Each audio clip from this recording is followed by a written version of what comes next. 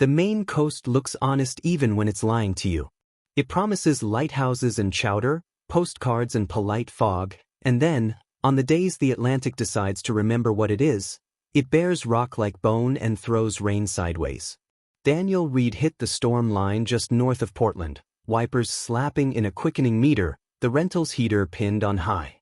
He told himself he was here for a magazine feature. That was true the way a map is true.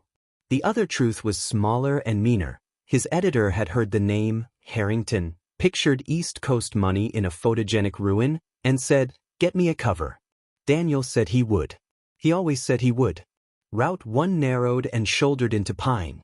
The town of Gray Harbor arrived without ceremony, a gas station with a chalkboard sign for lobster rolls, a hardware store displaying rakes like bayonets, a diner called Millie's with windows steamed to privacy. The storm had emptied the sidewalks. A pair of lobstermen in orange slickers moved like bright ghosts across the street, heads down, boots finding the parts of the pavement that had learned to forgive them.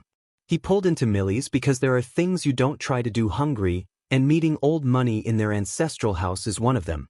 The bell above the door tried its best.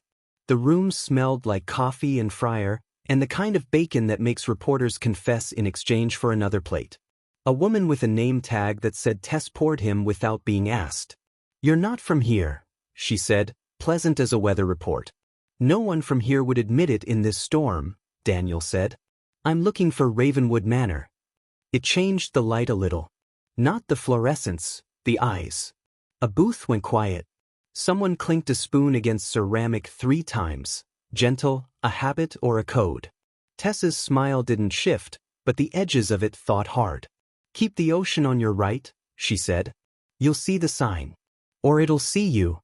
"Have you been?" he asked, because he never let a door pass by without testing the handle. "Once," she said. "Graduation party." They had a string quartet and hors d'oeuvres that tasted like the word money. The house was colder than the parking lot. She topped off his cup. "You here for the story?" He gave half a shrug that covered most of the truth. "If there is one." "Here there's always a story," said the man in the booth. Beard the color of ship rope, eyes that knew tides like language. "Question is whether it wants you." Tess shot him a look. "Don't start, Hank." Hank ignored her like a man who'd built that muscle over time. He studied Daniel, not unkindly. "Harringtons were building fancy things here before our grandfathers learned which knots make a boat love you. Isabella runs the place now. She's easy to look at until you notice the parts that don't blink." Daniel let himself laugh. "Is that a compliment?" "It's a warning," Hank said, then, when Daniel didn't flinch, added, "There's a song some nights. Comes from the locked room at the manor. You won't hear it if you're sleeping like a good man." "Lucky for me," Daniel said. "I sleep like a reporter." Hank grunted, which might have been a blessing. Tess slid Daniel a plate of fries without writing anything down. "Take Shore Road after the church," she said. "It'll feel like you made a wrong turn. That's how you'll know it's right." The rain thickened into a gray with opinions. He paid, left too much tip because it was easier to be generous than to admit he wanted the diner to like him, and stepped back into the weather. Shore Road bent itself toward the Atlantic, trees leaning like gossiping ants. When the manor appeared, it did so all at once. No coy approach, no coy anything. Ravenwood sat on a headland that chewed the sea, a sprawl of gables and chimneys, slate roof slick as a seal, stone gone the color of old coins. A drive arced toward big double doors and a portico that had never known a poor car. A man in a waxed jacket materialized to take the rental with a nod that said, "Yes, you belong to someone else now." A woman in black with a silver raven pin opened the door before Daniel could knock. "Mr. Reed," she said. "Not a question. Welcome to Ravenwood. I'm Mrs. Whitcomb. If you'll follow me." The foyer was a deliberate act. Floors dark as a courtroom bench. A staircase that wanted to be a pronouncement. Paintings that watched, ships marooned in tempests, portraits of men with mouths that didn't apologize. Rain crosshatched the windows like a schoolteacher. Somewhere distant, the Atlantic rehearsed disapproval. "Miss Harrington will see you at 7, Mrs. Whitcomb said. "Dinner is at 8. If you need anything that the weather can't ruin, ring." She handed him a key that couldn't decide if it was quaint or condescending. A real key, brass worn to satin. On its tag, North Wing 12. His room was an argument in favor of inherited wealth. A bed that promised to remember you, a fireplace humbly pretending not to be gas, a window that looked past the lawn to where the sea threw itself against rock like a lover you shouldn't have called. He put his bag on a bench that cost more than his car and told himself not to narrate the furniture. He could do that later, when he needed to file paragraphs that sounded like respect. On the desk, a neat folder, vellum-colored, tied with crisp linen tape. Inside, a letter on Ravenwood stationery in a hand that had been coached by private schools and disappointment. Mr. Reed, I'm delighted you've come in this ugly weather. It will suit us. Please forgive the hour. The estate keeps its own clocks. There are other guests here this week, artists mostly, and they do not love to be observed. Discretion is part of your charm, I'm told. Asterisk asterisk. Isabella Harrington. He checked his watch, 6:12. Enough time to act like a person who hadn't immediately started counting how many of his seconds belonged to other people. He wondered because he always did. A long hall connected the north wing to the rest, framed with gilt and family. It smelled faintly of lemon oil and something older underneath, like books that had remembered too much. At the end of the corridor, a door interrupted the curation. Not oak, not glass, heavy, painted the kind of black that swallows light. Set into it, a brass knocker shaped like a raven with a key in its beak. Chain across, padlocked with an old-fashioned lock that had decided it would outlive the rest of them. He told himself the thing you always tell yourself in rich people's houses, archives. He leaned anyway. From the other side, something like a hum, almost too low to hear, then what might have been a note or what might have been his own blood in his ears. The hair on his forearms measured the room differently for a second. He wrote it down in his mental notebook as the house keeps a sound for itself. North Wing is that way, Mrs. Whitcomb said behind him, quiet and unstartling, because of course she had a key to his spine. This is not for guests. What is it for? He asked. Miss Harrington, she said. And Mr. Pike when the wind is certain. You'll meet him. He hates the weather like a man can hate a father. Groundskeeper? Caretaker, she corrected, with the kind of small correction you apply to a splinter. At 7, the library played at warmth. Lamps pooled light on leather and correspondence, and a fire did its performative best. Daniel trailed his eye across the shelves. Spines that had not been cracked in decades, spines that had broken on purpose.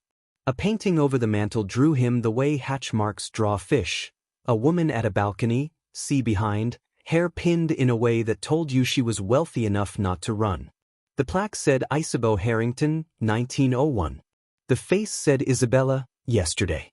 You found my ancestor, a voice said, and the thing about clichés is that they can be true. Daniel turned. Isabella Harrington stood in the doorway, and the room rearranged itself around her. Black dress that was not a costume, a strand of pearls like punctuation, skin that had learned the trick of light. Beautiful without panic. The kind of face that made photographers impolite. Daniel Reed, he said, and offered a hand because formality is good camouflage when you don't trust the rest of your face. Isabella. Her hand was cool and dry, and she looked at him as if she read marginalia in faces for a living. You brought the storm with you. I thought your press kit promised I'd get sun, he said. Ravenwood does not read its press. The corner of her mouth turned, not a smile yet, the prelude to one. We'll be civilized and have a drink before we pretend to be a family at dinner. She led him to tall windows where the rain painted vertical music. Up close, everything was worse and better. Eyes the green that only water knows, a tiny scar near her left temple like a dash in a sentence, a perfume that wasn't, soap, paper, a winter flower. She poured something amber into thin crystal. This is from a barrel my grandfather thought was better than he was, she said. He was wrong. Do you live here full-time? Daniel asked. I haunt here, she said, with a lightness that didn't lighten anything. I leave on weekends, to remind the house that I can. And the art retreat? An act of penance that photographs well. That ghost of a smile again. You're wondering about the locked room. I'm wondering if every locked room in every house I've ever been to is withholding something interesting to which I am tragically uninvited. Both things are true, she said. It's the music room. The instruments don't care to be touched unless they ask. He tilted his head. You believe that? I've learned that wanting something to be nonsense does not make it so. She lifted her glass. You'll hear singing if you pick the right night. At Millie's, he said, they told me not to sleep like a good man. Millie's also tells people the chowder is different every day. She clinked her glass against his. Sometimes the town likes its stories so much it forgets to check the ingredients. Dinner was a performance Ravenwood had been rehearsing for a century. A linen runner, candelabras with confidence, silver that had heard too many toasts. 6 other guests, some of whom remembered to be grateful. A painter from Providence with cobalt at his cuticles. A sculptor with fingernails like half-moons. A poet couple who introduced themselves as if they were auditioning for each other. A woman in a blazer who dealt art or people, possibly both, and Mr. Pike, whose title shifted depending on who needed him. His hands were too big for forks, his beard salted by an Atlantic that did not promise any man a narrative arc. He watched Isabella the way a dog watches a field, protectively ready. Conversation did that polite step where art pretends not to require money. The storm sang counterpoint. At one point the power hiccuped and the room looked like a flicker book of itself. When it steadied, Isabella had already reached for a match to relight a candle that hadn't gone out. Daniel watched the gesture and made a note he didn't plan to write. The house moves and she anticipates. He asked about the retreat's mission because it gave her a platform and that gives you a later. Solitude, she said. And supervision. Artists like the first and need the second. Plus, let's confess the obvious. I am laundering the family name through philanthropy. Mr. Pike snorted. She says that and then tells us all to eat, like the sermon's done. Eat, Isabella said, and smiled for real, which felt like the room received permission to believe in warmth. After dessert and an espresso he didn't need, Daniel excused himself under the pretense of getting his camera. Mrs. Whitcomb didn't follow or didn't seem to. That was the same in a house like this. The hall to the north wing felt different at night, angles more opinionated, portraits more willing to be judges. Rain shouldered the windows. He reached his room, shut the door, and exhaled as if he had been carrying someone else's posture. He set the camera on the desk and told himself not to go back out again like a kid about to go back out again.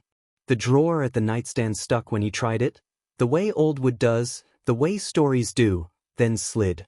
Inside, a Bible someone had placed and no one had needed, 2 coasters with rings of other people's mess, and a cream envelope with a wax seal flattened by time. The wax bore a raven. The calligraphy on the front, for my dearest eye. He told himself 3 lies quickly. This belongs to the house, I will hand it to Mrs. Whitcomb without looking, I am not the kind of man who reads other people's letters. He broke the seal. The paper had that weight expensive paper learns, a tooth that drinks ink like wine. The handwriting was careful as contrition. My dearest I have walked the long gallery twice tonight, and each portrait was a door I could not open. I hear you on the balcony though you are not there. You told me the house remembers us when we are unkind to it. I am trying to write gently, asterisk. Asterisk you will not forgive me. That is clean. You have forgiven other men and they have stuffed your mercy with straw and called it safety. I need your severity. You said the sea takes only what it is owed. If that is true, then I have sent you a debt collector with my name, asterisk. Asterisk when he knocks, do not answer. He will ask questions with his hands, asterisk. Forgive me for the music. Daniel stared at the signature, just the initial, and thought Amelia because anything else would have been a different story and this one had already decided its nouns. He checked the back for a date and found none. Ink had bled very slightly in loops the way old ink does when it has not yet accepted that it is a fact. He folded it back into the envelope, stood, and felt the house tilt around him by a fraction. In the hall, wood contracted as if cooling after an argument. He opened his door and listened. The storm had changed key, less percussion, more breath. From down the corridor, very soft, came what could have been a woman's voice shaping vowels without words. He told himself it was wind playing mouth on a chimney. He told himself a lot of things in a hurry and believed none completely. He stepped out. The locked door at the end wasn't pretending to be ordinary anymore. It had taken on the soft attention of an animal aware that it's being watched. As he approached, the song resolved itself into a threadbare melody, the kind you can't place because it predates your memory of music. No language, just tone, and a thinness that felt like sheets hung to dry in winter. He reached out a hand and didn't touch, because even his worst decisions had limits. Mr. Reed turned. Isabella stood at the mouth of the corridor, bare feet noiseless on wood, black dress exchanged for a charcoal sweater that did not make her less formal. Her hair was down and made a new shape of her face. She wasn't smiling. I got turned around, he said, which would have made his mother laugh and slap him on the arm. Ravenwood turns people whether they're ready or not. Her voice was quiet enough that the house had to lean in to hear it. Did you find your camera? I found a letter, he said, because he disliked lying in small things. It made the bigger ones too easy. In my room. Addressed to my dearest I. The seal looked like your door. Something crossed her face that he had seen earlier on the painting, recognition without agreement. You shouldn't have opened it, she said, and there were a dozen ways to read that sentence that did not end with apology. I'm sorry, he said and meant it, and also knew he would have done it again. She walked toward him, which meant she walked toward the door too. Up close, the music sharpened and then did that thing sounds do when you try to locate them. It hid behind your own hearing. Isabella placed her palm flat on the iron as if testing a fever. She closed her eyes. When she opened them, they were not kinder, just more honest. People leave letters here like offerings, she said. Lovers, debtors, strangers who want to turn themselves into someone they can live with. Sometimes the house gives them back. Who's a habit, she said. Or Amelia. She broke eye contact first, which told him nothing except that she had practiced not being a suspect. Give me the letter in the morning. You should sleep. Millie said not to, he said. Millie's also says the blueberry pie is made in-house, she said, and my kitchen orders it from a warehouse in Augusta.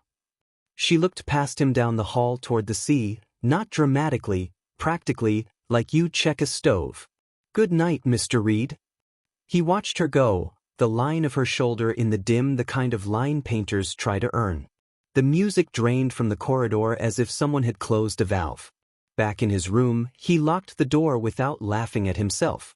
He set the cream envelope on the desk and put his hands on either side of it like a person pinning down a map. He had time, he told himself, to do one last sensible thing before he slept. He took his phone to the painting over the mantel and zoomed on the plaque, Isabeau Harrington, 1901. The face in the oil wasn't just similar to the woman he'd met, it belonged to the same idea of a person. Same angle of jaw, same notched brow, same calm that requires either training or reincarnation. He snapped a photo and immediately deleted it, because superstition is a form of respect. He set the phone on the nightstand, lay back on the bed that did its duty and more, and told himself he was allowed to be charmed for exactly 45 seconds. At 12:16 a.m., the heater sighed. At 12:17, someone knocked. Not the polite knock of a guest who forgot the hour. Not the efficient knock of staff. 3 soft taps, evenly spaced, as if a teacher had decided the lesson would be about rhythm. Daniel sat up with the inevitability of a man who has already been told what the next 3 minutes will be about. He crossed the room, toes finding rugs and then floor that learned to be cold 100 winters ago, and put his ear to the wood. Hello, he said through the door, because manners are armor. Silence. Then, a whisper that might have been wind and might have been a word. He unfastened the chain, turned the key, and opened. No one stood in the hall. The portraits pretended they had never met him. The storm had softened into a steady hiss, as if the Atlantic had decided to lullaby the town it had been slapping all day. Daniel looked down because you always should. On the runner, at the threshold, a second envelope waited. Cream, raven seal, edges damp with other people's weather. No name on the front. The wax gave easily under his thumb, brittle with age or theater or both. Inside, one sentence, written in a different hand, smaller, tighter, A person who had learned neatness as a weapon. Leave before the tide turns. He lifted his head and found that the hallway had gotten longer by a foot. The locked door at the end of it looked blacker, or he had finally allowed it to be. He felt the house settle a little, a ship easing into a wave. Behind him, in his room, the cream envelope on the desk fluttered in a draft that did not exist. The clock on his nightstand ticked, voluntary as a heartbeat. Daniel stood in the doorway of someone else's story, holding someone else's letter, and understood the first lesson Ravenwood would teach him. Sometimes the thing that knocks does not want in. Sometimes it wants you out. Morning on the Maine coast is a negotiation. The ocean doesn't apologize for last night's mood, it just lowers its voice and waits for you to remember who's bigger. Daniel woke with the taste of rain still in the room and the second envelope, the one that had told him to leave before the tide turned, on the desk where he'd set it in a deliberate show of bravado that convinced no one. The cream paper looked older in daylight, more like an artifact than a threat. He made coffee in the little copper press that belonged to someone's great-aunt and watched the foam bloom as if coffee could step between a man and his options. He nearly packed. He nearly didn't. In the end he did the thing that keeps reporters employed and sometimes ruins them. He stayed. Downstairs, the dining room had traded candlelight for a tight morning brightness. Two of the artists were already at the big farmhouse table, hunched over plates like well-fed conspirators. The cobalt-fingered painter from Providence, a sculptor with a braid like a rope, Mara Klein whose hands bore a geography of small cuts. Mr. Pike tuned a temperamental radiator with the intimacy of an organist. Mrs. Whitcomb moved like architecture. "Sleep?" she asked Daniel, not missing the way his eyes tried to inventory the room for new ghosts. "Enough to be polite," he said. "Then you'll fit," she said, pouring him black coffee that tasted better than the house had to admit. Isabella arrived without announcing herself and changed the room's temperature a degree. She wore a navy sweater and jeans that refused to apologize for being perfect. Outside the windows, the lawn sloped toward a treeline where pines practiced keeping their green in the face of everything. Inside, she smiled, and the kind of electricity that is not in power lines reminded everyone to sit straighter. "Walk with me," she said to Daniel as though they'd agreed last night. "Before the day begins pretending to behave." The path to the cliff edge had been coaxed from the land by men who understood money and erosion in equal measure. The grass held yesterday's rain like memory. Gulls drew hieroglyphs in the air and complained about their own messages. Far below, the Atlantic kept score against granite. "Gray Harbor is not on your magazine's list of destinations," Isabella said, tucking hair behind her ear with a motion that refused to be precious. "You'll be kind." "I'm paid to be accurate," Daniel said, which in some rooms is the same as kind and in others an insult. "Accuracy will do," she said. "Kindness we can barter for at dinner." He waited for small talk to spend itself. She didn't give it the chance. "My fiancé died off these cliffs," she said, as simply as she might have said we had a storm. 3 years ago in September. Calm water, careless feet, and a family name that thinks it can outvote physics. "What was his name?" Daniel asked. Adrian Vale ***. He taught second grade until he decided to paint fishing boats for men who couldn't afford to buy the art he made of them. He laughed big. He hated olives. He had a talent for making people admit they were disguising grief as personality. He did not deserve the sea the way she took him. She stopped at the old iron balustrade and set her hand on it like a vow. "We do not bring flowers here. It feels like leaving bribes on a courthouse door." Daniel waited because some silences are dignities. "The town thinks they hear a woman singing," he said, not accusing, not quite inviting. "They do," she said, serene. "The house is old. It keeps air in its lungs. Sometimes it exhales. People with softer lives than this one call it music. I let them." She looked sideways at him, the green of her eyes unapologetic in the salt light. "You heard it." He didn't ask how she knew. Honesty has a smell in close quarters. "I did," he said. "At the locked door." "It keeps its promises," she said. "That's all." They walked until the path decided it belonged to deer and wind and stopped trying to accommodate feet. On the way back, Isabella pointed out a folly hidden among beeches, a small round pavilion, white columns, a roof that liked attention. My great-grandfather built it because he wanted to impress a woman whose family preferred stone to men, she said. She married him anyway and then refused to set foot in this thing for 40 years. They called it the widow's porch even while she was alive. Your family does names like other families do heirloom recipes, Daniel said. Names are easier to digest. Back inside, the house had put on its mid-morning habit of responsibility, staff disappearing into doorways, quiet vacuum whirring like a distant tide, the smell of something bread-adjacent rising from the kitchen.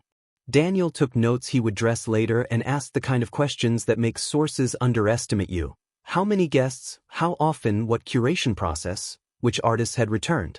He watched Isabella avoid cameras, not with a flinch, just a practice dodge as if self-preservation had a choreography.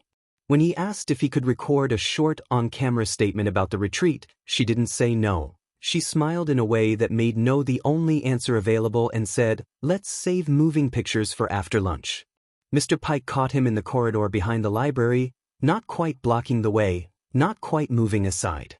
Up close, the man smelled of salt oil and whatever honesty men who mend old houses exhale after 40 winters.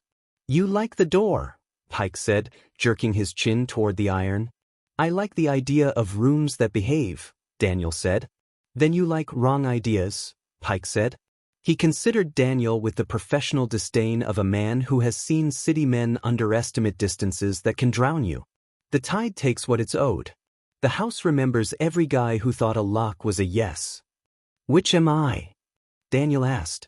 "Temporary," Pike said, and there was no heat in it. It was almost kind. By afternoon the storm had relaxed into a grudging drizzle, the sky the color of fresh concrete. Isabella gave the artists their hours, studios, salon at 5, dinner at 8, and let Daniel loom at the edges of rooms like a polite ghost. He watched Mara Klein run her hands over clay with the obsessive tenderness of someone who loved making more than made. He watched the poet couple argue over whether a line was a ladder or a noose. He watched the art dealer lean against a window so that the light took her side no matter what she said. At 5, the salon pitched itself as bohemian and landed squarely on expensive. Glasses of wine arranged themselves in pairs and threes. Isabella listened more than she spoke, and when she did speak, people obeyed not out of fear but because their bodies wanted to be near the gravity.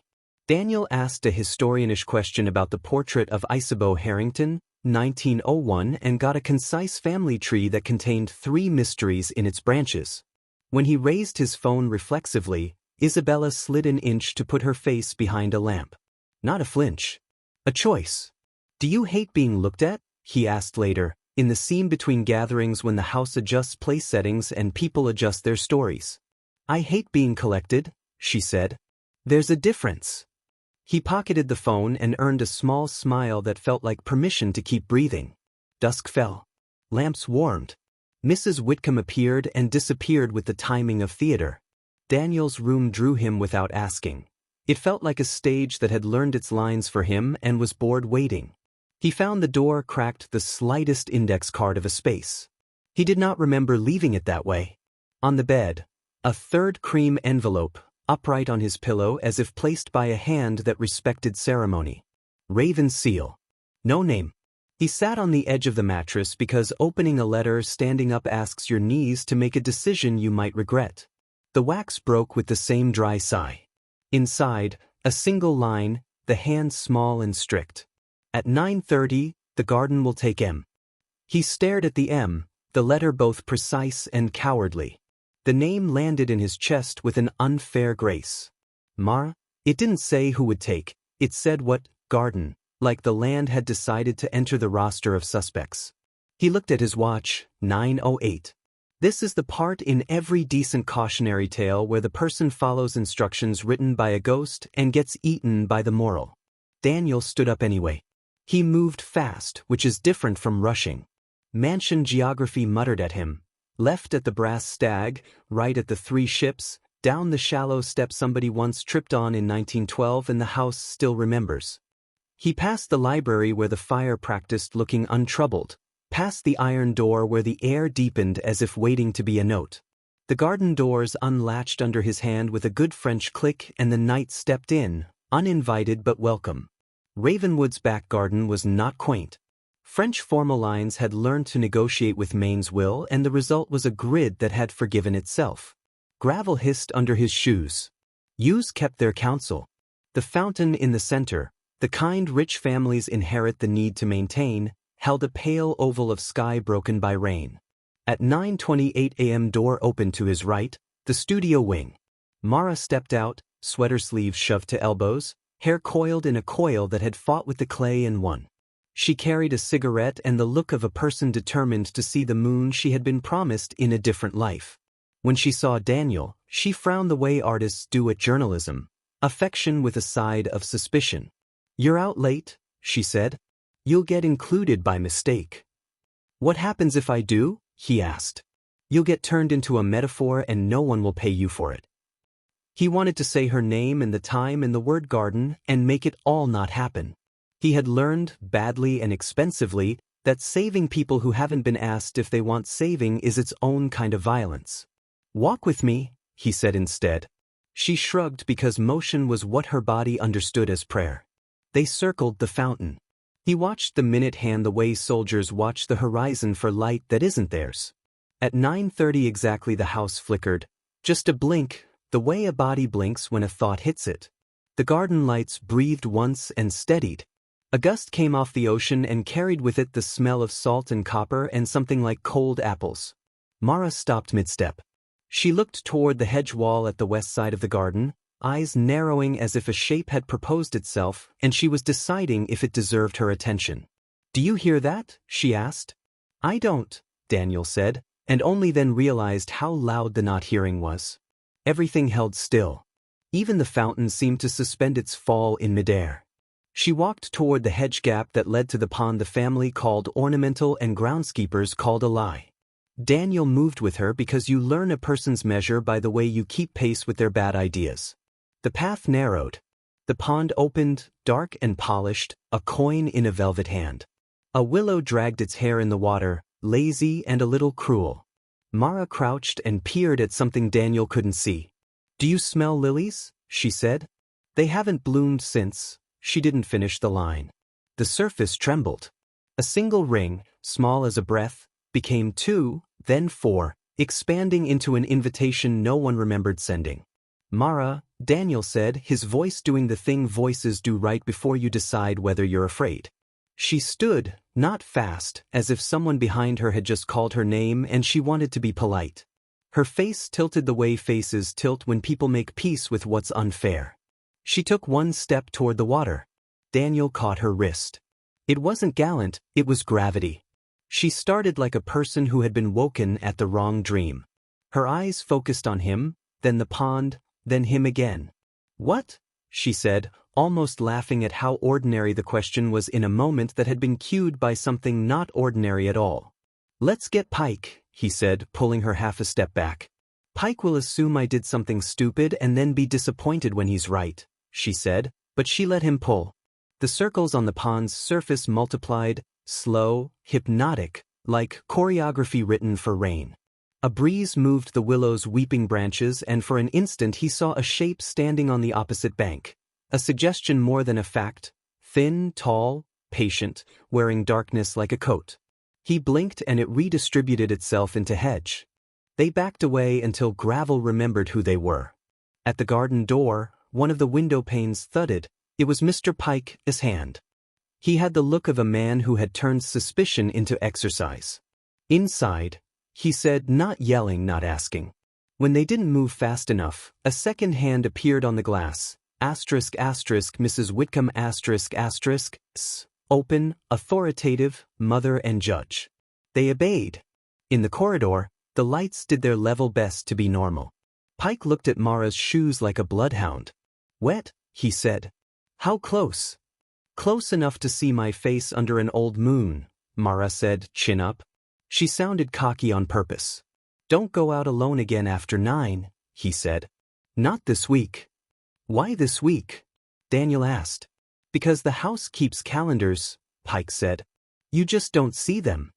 After he'd seen Mara to the studio door and watched the sculptor's hands tremble only when she thought no one looked, Daniel walked hard back to his room, rage rising, at letters that made the future into a dare, at houses that auditioned for hauntings, at the part of himself that wanted to blame the ocean because he didn't want to admit how many of the dangerous things are human.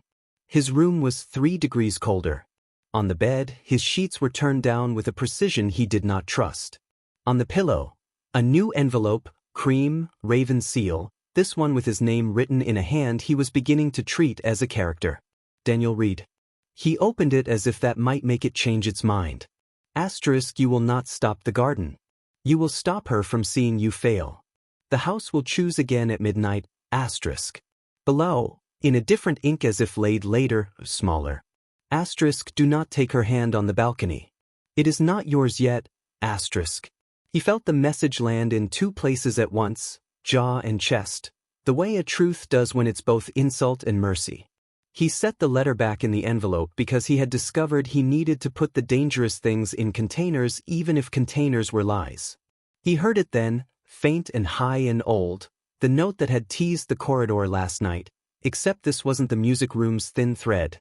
It came from outside, from the balcony off the library that looked down onto the lawn and out across the black water. The sound wasn't beautiful, it was familiar, which is a different and worse species of seduction. He moved.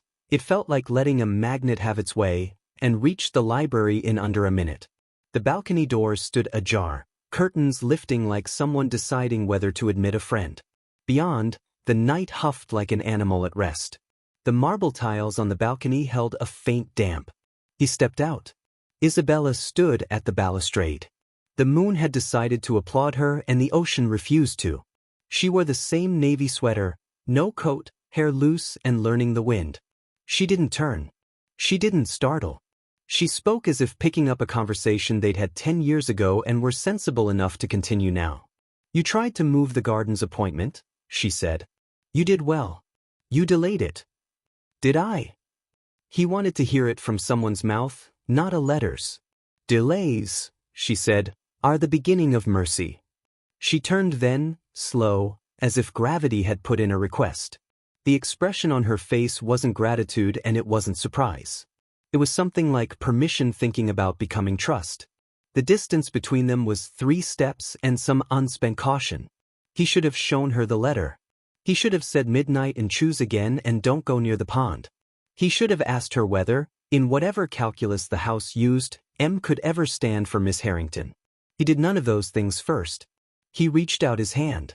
She looked at it, the invitation, the arrogance, the kindness, and her mouth made a soft decision. She lifted her hand halfway to meet his. The library doors behind them clicked. Not a gust. A choice. The curtains drew in on a breath, then sighed out. On the desk inside, a candle that had not been lit all day woke itself and burned. Isabella's fingers stopped an inch from his. Do not, she said quietly, eyes not leaving his. Not because I don't want to. Because the house keeps calendars. The music stopped. Not faded, asterisk asterisk stopped asterisk asterisk, the way a sentence ends when it is done being polite. She stepped back.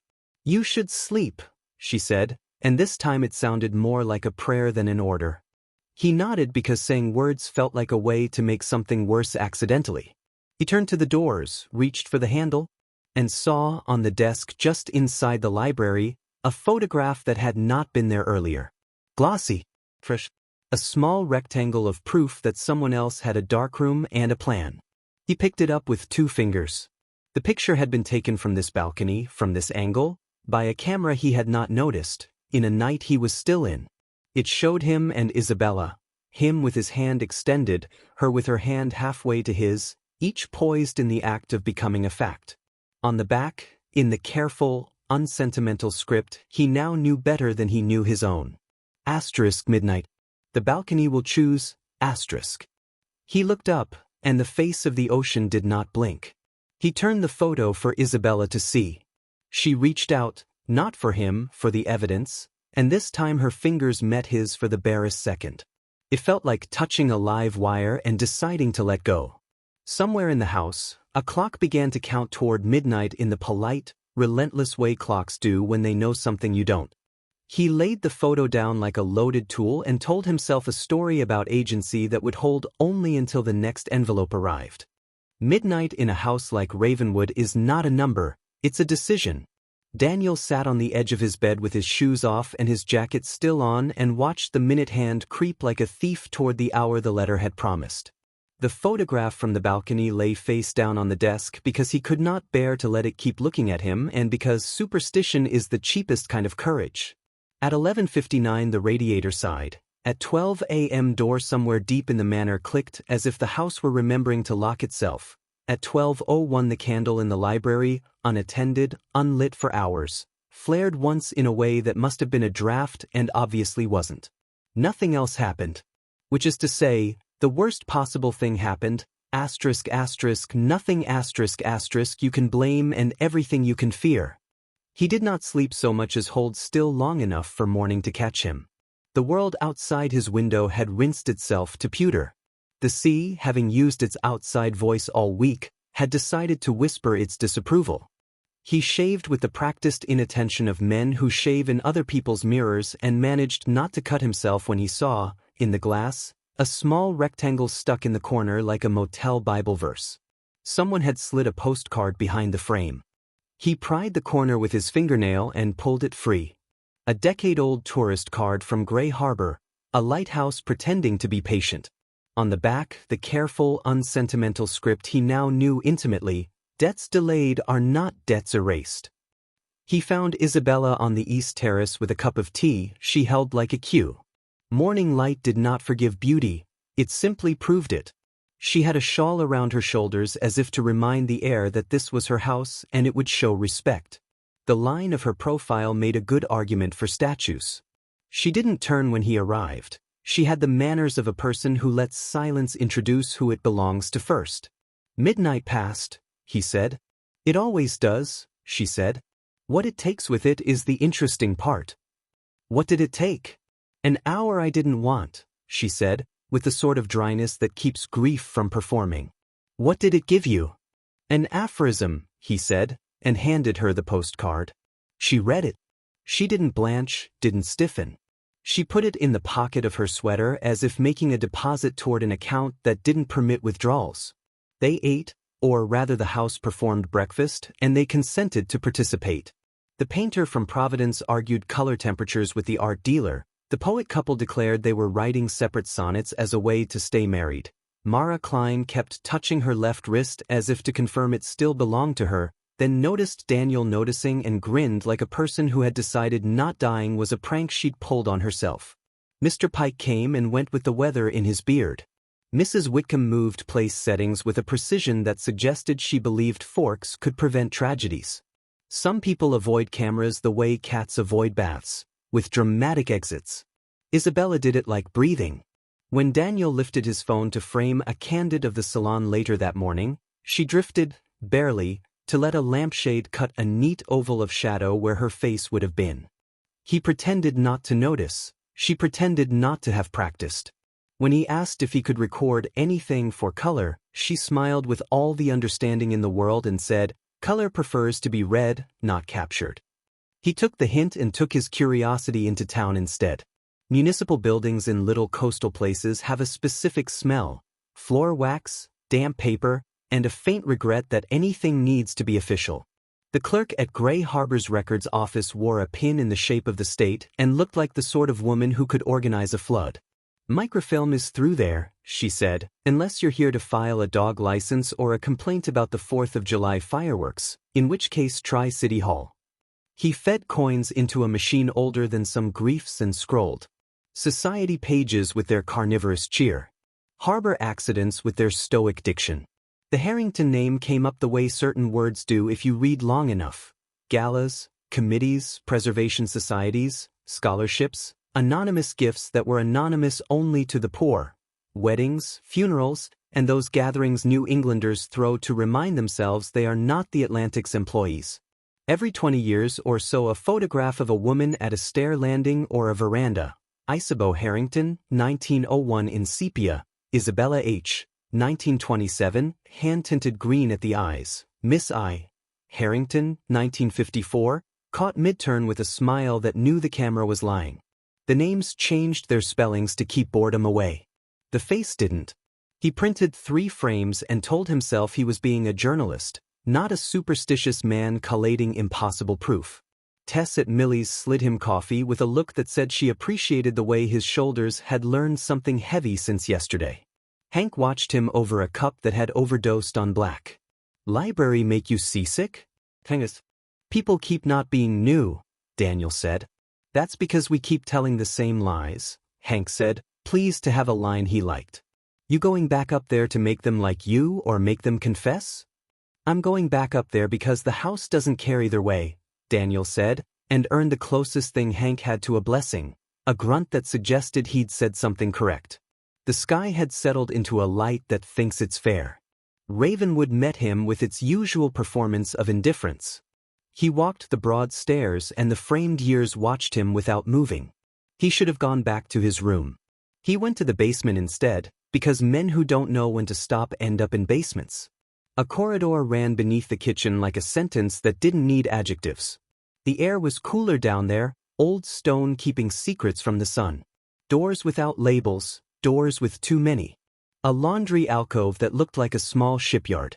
At the far end, half hidden behind a canvas drop cloth, an unremarkable green door with a simple slide latch and the unmistakable, clean smell of fixer. Photography has its own cologne. He stepped in and closed the door because irresponsibility is more seductive in private. The room was modest.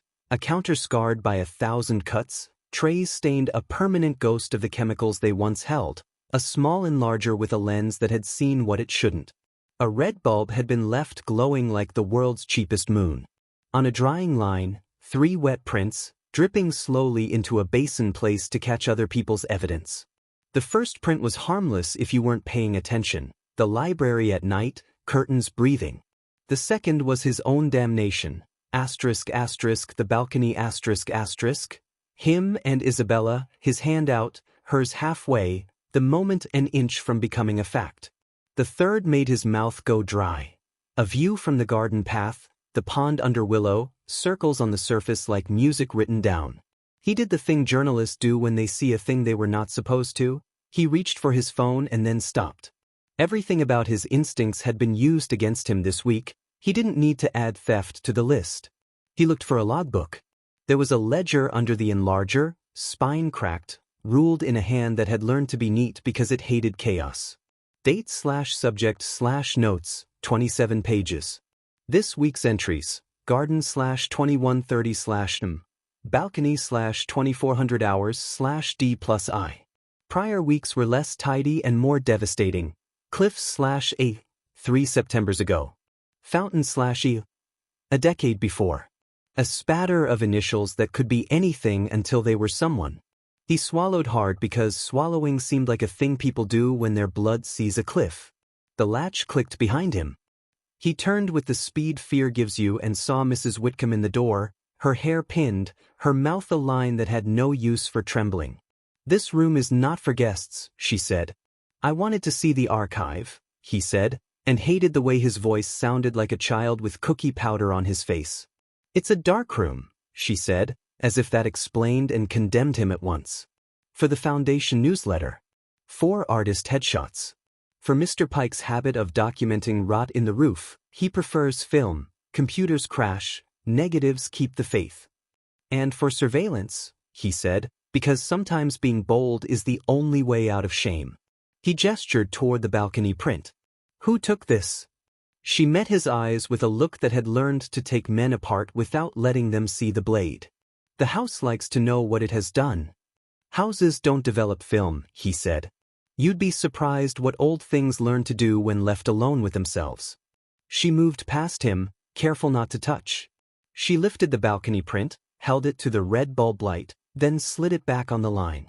You should not have come down here. Is that for my sake or yours? He asked. For the sake of the story you think you're telling. She turned the ledger toward herself, closed it, and palmed the book with the practice of someone who keeps many kinds of ledgers in many different rooms. Go upstairs now, Mr. Reed. It's almost 5, and the house behaves best when everyone is where they pretend to belong. He obeyed because the phrase pretend to belong was a leash he recognized. In the corridor, his phone buzzed with a text from an unknown number, balcony 2357, don't. He pocketed it like a brand new superstition. At the 5 o'clock salon, he watched Isabella do her glossy modesty act and hated it a little because he wanted the woman he'd met at the cliff rail, not the one who could make benefactors believe in their own goodness. When the painter from Providence asked to take a self photo for his socials, Isabella smiled, moved backward 1 step, and the mirror behind her caught her just right, asterisk asterisk, and then didn't, asterisk asterisk for a fraction of a second. Her reflection lagged by a hair, not more than a blink's worth, a hiccup in light so small anyone else would have called it nothing. Daniel felt his stomach invent a new drop. "You all right?" she asked later when they were briefly alone on the stair. "You avoid cameras," he said. "You avoid sleep," she said. "Mirrors," he said, and watched a cloud pass across her face's polite weather. "They misremember us," she said. "I prefer paper. It's honest about its lies." "And pictures in newspapers from 1901, he said, "because cruelty is just honesty with bad manners. Are those honest too?" She kept moving up the stairs. At the landing she stopped and turned in profile the way her ancestor had in that oil, the past flirting with the present. "Ancestor is a comfortable word for a shape we recognize and wish to domesticate," she said. "You're very good at asking the question you really want to ask without using the words. Try the words." "How old are you?" Daniel said. It was not a question men are trained to ask women.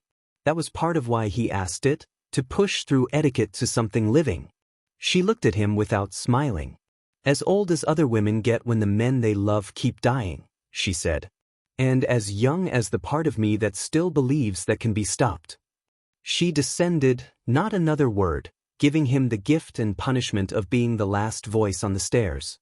After dinner, the sort of meal that turns everyone into actors because the silverware insists, Daniel went back to the library because the library felt like a place where arguments could wear ties. The balcony doors were closed. On the desk lay the photograph he had left face up hours ago. Someone had turned it over and written on the back in block letters not quite the same as the careful handwriting of the letters, "We don't decide. We document." He felt watched, turned, and saw the thin rectangle of a camera above the French doors, so cleverly framed into molding that only someone who had been handed proof already would have seen it. Dinner was smaller, just Isabella, Daniel, Mara, the painter, the dealer. Mr. Pike ate standing in the kitchen like a union actor whose contract forbade speeches. The winter room was a glassed-in conservatory with ferns practicing the stubbornness of things that want June. The rain had returned like a gossip with new material. Conversation tried on pleasant and kept it. Mara told a story about a sculpture that fell apart in front of a buyer, and everyone laughed because the moral was tolerable. Things break, and sometimes they forgive you for watching. Isabella watched Daniel not with challenge, not with beg, but like a mathematician trying to decide if a proof was elegant or just functional. Just before 8, the lights dimmed a degree and someone at the table had the indecency to say, "Oh." The room corrected itself. The house did not. After dinner, Daniel walked the north corridor like penance. The iron door at the end was blacker than shadow and somehow more patient. He stopped a foot away and listened. That threadbare music, there, like breath. He put his hand against the iron and felt, not heat, not cold, asterisk asterisk pressure asterisk asterisk, the way you feel a crowded room on the other side of a wall even when the people are quiet. He lifted his palm away and there was a faint print in the condensation, 5 ovals and a larger one in the middle, and then it evaporated as if the room had swallowed it to keep his secret full. "Daniel." Isabella behind him, voice unraised, still startling. He turned not guiltily because he was done pretending curiosity was a crime. "You know what's inside," he said. "I know what it does to people who think knowing will save them from what it does," she said. "Does it keep letters?" he asked. "Or does it make them?" "Both," she said. "And it teaches you how to tell the difference where your heart would prefer not to." He could have pushed then. He did not, because somewhere between midnight and morning he had grown a new reluctance to force. "Tell me who is," he said instead, softer than he intended. Not as a myth. As a person you knew. Isabella closed her eyes as if it were a courtesy to the ghost. Amelia, she said.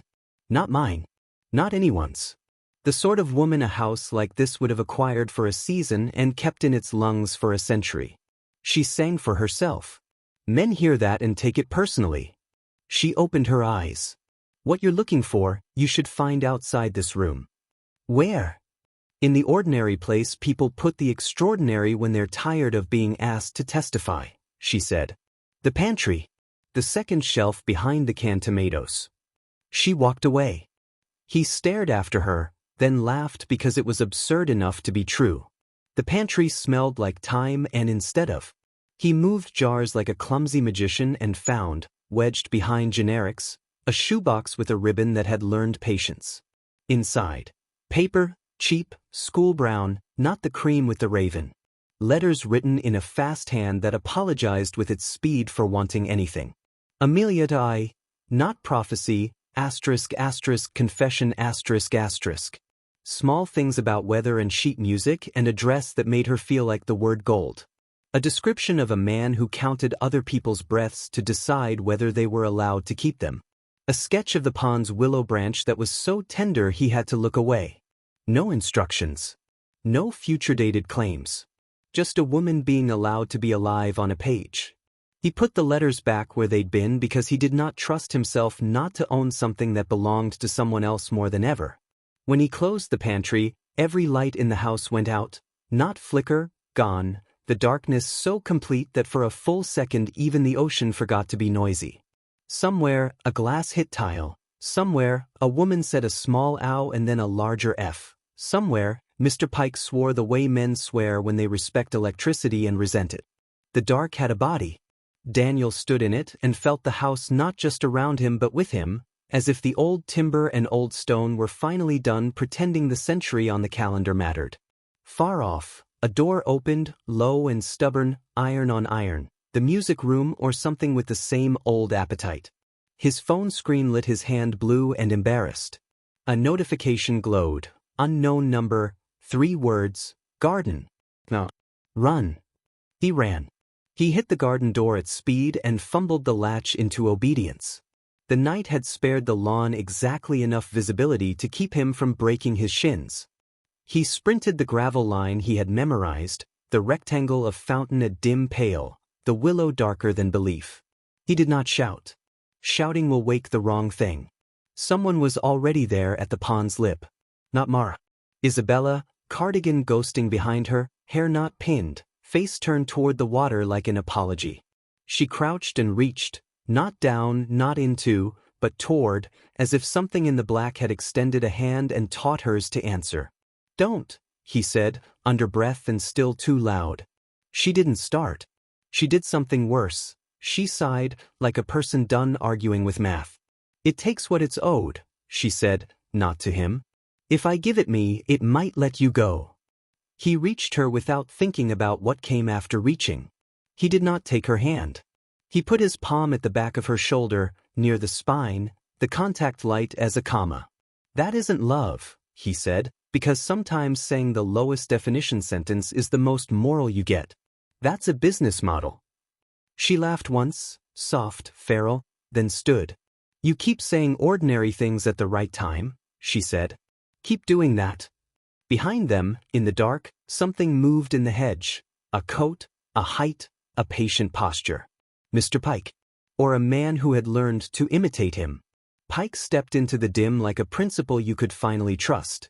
He had a flashlight he refused to turn on. Inside, he said, not because the house was safer but because it was the correct direction to be moving. Now. They made it halfway to the door before the manor found its voice again. Lights faltering up generators or miracles, the conservatory warming in a sigh. On the winter room floor, a pool of glass caught itself into a tidy shape that suggested a bottle or a lamp or some other thing you regret breaking. Somewhere, Mrs. Whitcomb was already saying, "It's all right," in the tone of a woman who has gotten very good at telling people lies that keep them alive. On the library desk, when the electricity exhaled and the sconces remembered their jobs, lay a new cream envelope, wax unbroken, raven smudged. Daniel did not touch it. He looked at Isabella. She looked at him. Mr. Pike looked at both of them like they were two planks on a deck that needed reinforcing. "Open it," Pike said without affection. Isabella slid the seal open with a fingernail. She read. Her face did not move, the change happened below bone. She handed it to Daniel. He read aloud because some cruelty only counts if it has sound. Asterisk, midnight chooses again. The garden was patient. The house was bored. The locked room is hungry. He swallowed the taste of old metal. When? Isabella pointed to the corner where a small neat time had been written as if by a polite train, 00:17. What does it mean hungry? Daniel asked, and no one answered because answering would have shortened too many lives. He looked past them down the north corridor toward the iron door and thought of breath and music and paper that refused to let ink be only ink. The house had paused. It would unpause. He had made enough small right choices this week to feel the hubris of a larger one taking shape inside his chest like weather. Then we feed it, he said, and the part of him that believed in the clean arithmetic of rescue hated him for it, and the part of him that had kissed her in a churchyard, almost, decided to believe anyway.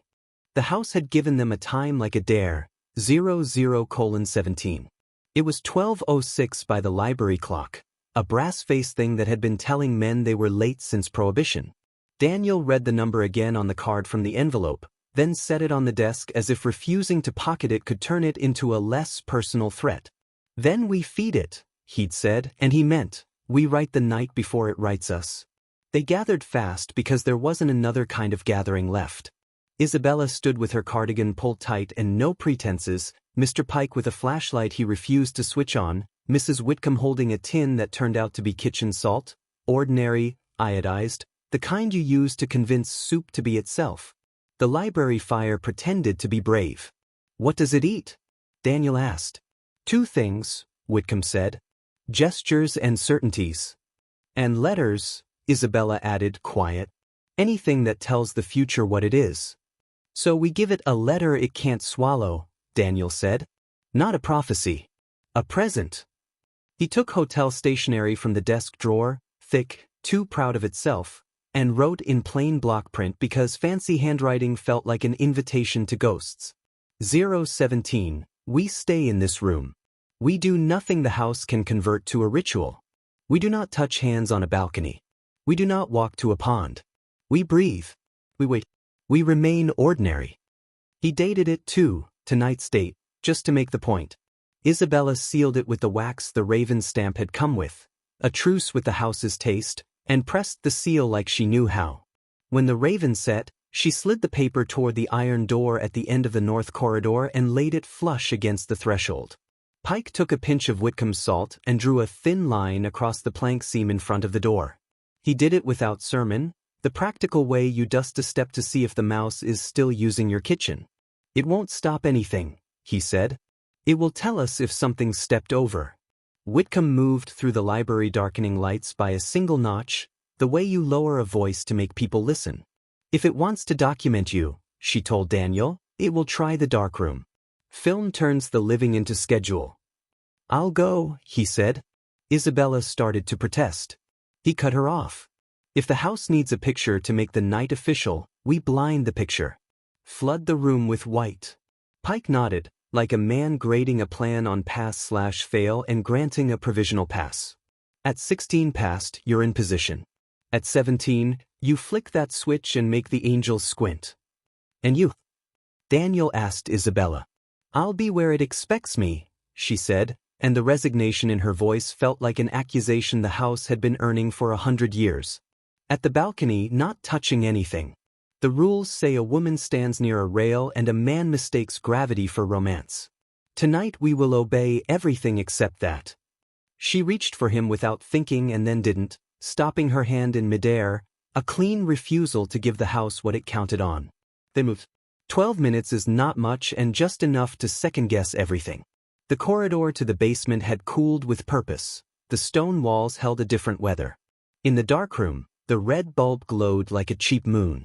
Daniel found the switch for the overhead white fluorescence and taped a bobby pin across it to give his hand something to find quickly. He opened the light-safe drawer and slid a sheet of photo paper halfway out the packet, bait for a machine that wanted evidence. He cracked the door so a sliver of hallway air could keep his nerves from turning into a fever. Upstairs, the house made a small sound like a hinge remembering it had a job. At 00:14, a camera hidden in the library molding clicked once, a shutter noise barely there. A second later, somewhere over the north wing, another click answered, like reporters checking each other's presence before a press conference. Isabella stepped onto the balcony. She kept both hands on the stone rail where anyone watching would see no touching beyond that.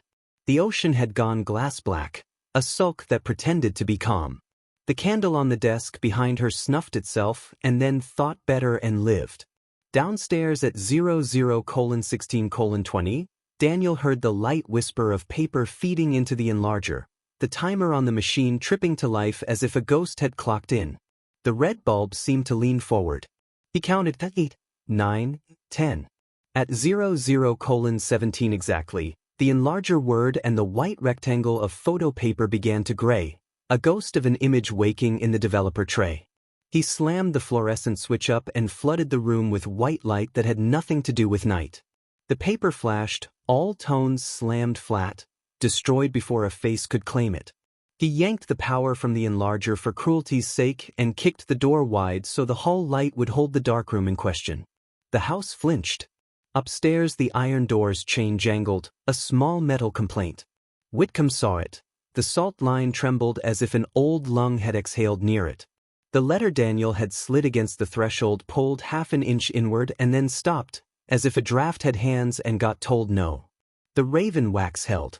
On the balcony, the floor shifted a hair, the same old cracks whispering to each other. Isabella did not move.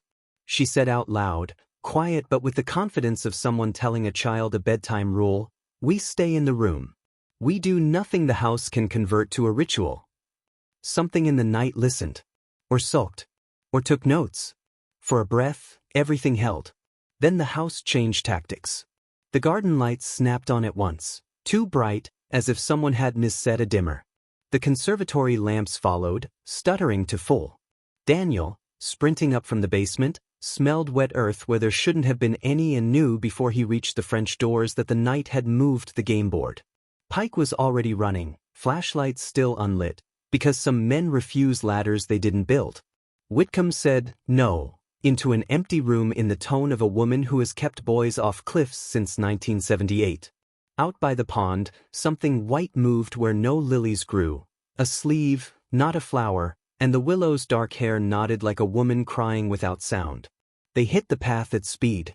Mara beat them there by 10 steps, barefoot, hoodie, a sculptor's knees that didn't mind gravel. She was on her stomach at the waterline, reaching into the black with the grim practicality of people who know you don't shout for lifeguards in towns like this. Pike went to his knees beside her without telling her not to. He took her by the belt with one hand and reached with the other. They hauled a body out of the pond together. The water made its awful pouring sounds as if it were done with that shape and wanted to keep the part of it that was reflection. It was Sloane Barrett, the art dealer, the blazer, dark hair in a tight twist, eyes open and insulted, skin already deciding it could not help. In her right hand, a cream envelope, raven seal turned soft by pond water, Daniel's name written across the front as if the house couldn't resist etiquette even now. All the scripts came fast: check pulse, tilt head, compress. Useless because the timeline had been decided before anyone named the hour. Pike made a short, obscene noise not because of death but because of procedure he would now have to follow. Mara sat back and held the heel of her hand to her mouth the way you press on a wound to stop it speaking. Isabella crouched, cardigan wicking pond, and did not touch Sloane because there are some touches the living don't get to take back. She looked at Daniel. She looked at the envelope. She said, very calmly, "If you open that, you let it keep choosing." He stared at his own name in that unsentimental hand and felt the cheap thrill of being the subject and the cheaper dread. He slid the envelope from Sloane's fingers because somebody had to let go of something tonight. He did not break the seal. He slid it, dripping, into the inside pocket of his jacket and felt the cold sit over his heart like a smug bird. House lights, after the kind of pause that lets men decide whether to lie, stabilized. Somewhere in the winter room, Whitcomb was calling 911 with the calm syntax of people who save their panic for private. Pike's jaw set into the shape that meant he would tell police precisely what would keep them useful. Mara stood up slow. Her knees had gone mud. She looked smaller and meaner in a way Daniel trusted. A woman who would live out of spite if that's what the world insisted on. Inside, Pike said, grimly practical. They'll want statements. We'll give them the version that keeps them in their lane. Which version is that? Marist. The one where a guest slipped, and we are deeply sorry, and this estate has excellent counsel, Whitcomb said from the door, not unkind, not new to the job of absorbing official shock. They did the forms. An officer from town asked questions in pairs, one bad, one good, as if trained by television. The younger one had a look that said he'd tried to get out of Gray Harbor twice and come back both times with a tattoo that meant next time. Daniel told the truth where it would be believed and offered silence where it wouldn't. No, we didn't see her fall. Yes, the pond is deep enough. No, we didn't know she was outside. He kept his palms open and his voice uninteresting and did not touch the pocket that held his name. By 2, the yard was empty of lights that weren't theirs and the house had put itself back together in the temporary way houses do after ambulances leave, neat enough to pretend nothing happened, messy enough to keep you from calling it a lie. Whitcomb made tea strong enough to shame coffee. Pike stood under the portico and spoke to the fog like a man negotiating a truce. Mara went to a shower hot enough to peel a layer off and came back with her hair wet, hoodie changed, stubbornness reset. Isabella pulled Daniel into the library and shut the doors to borrow a privacy the house didn't grant more than a few minutes at a time. The raven-sealed letter thumped against his ribs like a second heartbeat. "Open it," she said, and when he started to say "you told me," she cut him off. "Now that the police have left, we need to know which way it intends to push." He broke the seal with a sound like an old scab surrendering. The paper inside had soaked and dried. The ink had bled but not enough to save him. Daniel read. Asterisk, you were late for the garden. She paid your bill, asterisk. 01:03. The locked room prefers a singer. It was 2:04. They had dodged a thing and still paid the wrong price. He handed the page to Isabella without commentary because commentary felt obscene. She wasn't singing, Isabella said, not arguing, grieving in the flat way some women prefer. She was a woman who sold paintings to men who pretended they loved them. It's not about her, Daniel said, and hated himself for how fast journalism had put the shape around the cruelty. It's about us. About you. It's telling us it will try the door again at a new time. It's telling us it wants what's behind it. Isabella walked to the corridor and looked down it like you look into a long mirror and hate what it repeats. The iron door sat with its chain snug. The salt line Pike had drawn had a scuff across it now, a gentle crescent where something with weight had smudged itself against a rule. The wax-sealed letter at the threshold, the one Daniel had written saying "we stay," had been dragged another inch under the door as if the room had tried a polite theft when nobody watched. Fine, Isabella said, voice going not cold, just decided. Your trap worked once. It bought us something. We build a better one. What does a locked room that's hungry for singers eat? Daniel asked. Asterisk, asterisk, silence, asterisk, asterisk, Whitcomb said from behind them, because she'd been there long enough to get the answer before the question was done. It eats the minute before the note and the breath after. And attention, Pike added. You starve a thing like that by documenting it until it chokes. Or by refusing to perform at all. Daniel looked at the molding where the tiny camera lens winked back its innocence. It needs the photo to become official, he said. It needs the ledger to make the night a fact. We take those away. Or we lie to them first, Isabella said, sudden, bright with a dangerous idea. She reached for the foundation letterhead, wrote 2 lines with Whitcomb's neatness and Pike's economy. 103, we sing in the kitchen. We keep the door closed. We keep the darkroom open. She signed it with the raven. She folded a second sheet and addressed it like a command. To the room, if you must, take this and no one else. She did not say me. She didn't have to. The shape of the sentence did it for her. No, Daniel said, and hated how fast and how often the word had started to come out of his mouth in this house. No heroics. No sacrifices. If it needs witness to make itself true, we will give it the wrong witnesses. He moved through the next minutes like a person putting on a borrowed coat. Not his, but workable. He pulled the darkroom ledger from its shelf, Whitcomb didn't try to stop him this time, and flipped to the page with tonight's entries. He found a pen and wrote in a hand that looked suspiciously like the careful, unsentimental script that had been haunting them. 01:03, kitchen, song/document failed. He didn't know if the house cared about handwriting. He felt petty and satisfied anyway. Then he opened the darkroom drawers, took out every box of unexposed paper, and stacked them on the counter. When it tries to take its picture, he told Whitcomb, we give it nothing to print on. Childish, she said, approving. Pike took a drop cloth and a staple gun and climbed a ladder like a carpenter who'd decided to hate cameras tonight. He stretched canvas across the molding over the French doors, hiding the lens like a dead thing. Good luck documenting with fabric in your throat, he muttered. They moved to the kitchen. Tile floors, steel, a big old range that had been updated so many times it had started to keep score. Isabella stood by the swinging door with her palms against the wood. If I do not sing and the ledger says I did, she said, is the lie enough to starve it? Maybe it wants the story of a song more than the sound, Daniel said. Maybe it has been feeding on our habit of telling the day what it was in order to survive it. She looked at him like that sentence made something inside her stand up. Then we don't give it that habit. The clock over the pantry door slid toward 01:03 with the steady politeness of machines. In the library the fire exhaled, and in the north corridor the iron door waited like a throat taking a sip. At 01:02:40, the house took a breath again, the same intake it had made just before midnight on the balcony. The kitchen lights blinked. The range ticked as if deciding whether to ignite itself. Somewhere, far away, a piano key pressed and didn't sound because no string had consented to vibrate. At 01:03, nothing happened. And because nothing happened in a house like Ravenwood, everything did. The darkroom upstairs whirred to life on a timer nobody had set.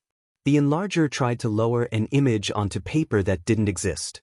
The machine complained, a short mechanical squeal, then clicked again in refusal.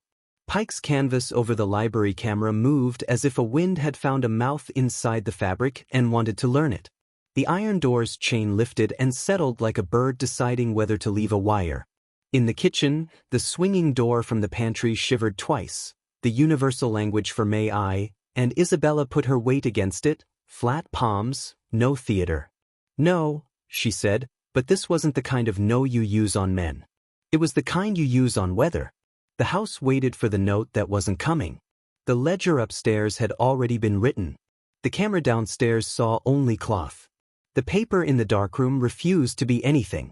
Starved of the documentation it needed to become a story, the room did the thing hungry things do when they cannot get the meal they want. It went looking for a snack. The balcony doors in the library unlatched, the left one opening 2 inches like a friend who's bad for you. A curl of wind slid in and found the photograph Daniel had left face down earlier. It trembled, flipped itself, skittered toward the edge of the desk and, like a cheap magic trick, stopped caught by the tiniest smear of candle wax that had dripped and not been cleaned. It held there, half over the lip, as if the house had put a finger on it and asked, "Are you sure?" Daniel reached the library at a run and did not touch the photo. He blew once, a small puff. The card slid back from the edge like a reluctant actor hitting its mark. Pike came behind with a roll of gaffer tape because of course he had and pinned the photo to the desk like a label on a jar. Whitcomb killed the draft by shoving the French door tight and turning the ancient key. The house made one last play.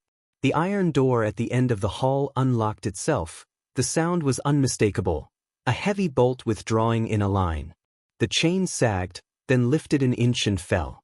Daniel felt his stomach lift with it and then drop. Isabella walked past him, quiet, all that's left of grace when it stops being a performance. She knocked once on iron, her gesture, not the houses. If you know how to read, she said to it like to a thing, read this, no. Silence. Then, from behind the door, so soft he wouldn't have heard it without knowing what to listen for, a single piano note, middle C, pressed with a finger that had learned to be gentle. It held for a beat too long, then released. The chain did not lift again. They stood there until standing turned ridiculous. It was 1:11. The house had failed to write them. Or they had failed to let it. In a place like Ravenwood, those are not different sentences. They are simply two ways of forgiving yourself before breakfast.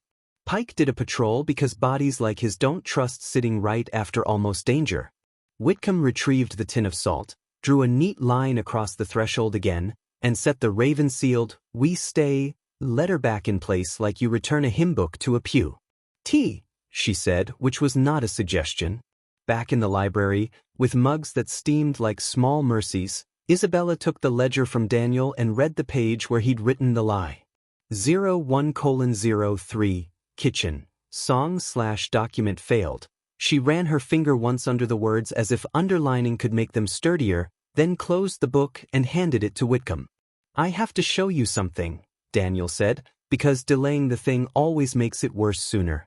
He took the microfilm printouts from inside his jacket where the pond had dried cold against his ribs and set them on the desk. Isabeau 1901, Isabella 1927, Miss I. Harrington 1954. The same face doing the century's favorite poses. Isabella didn't flinch.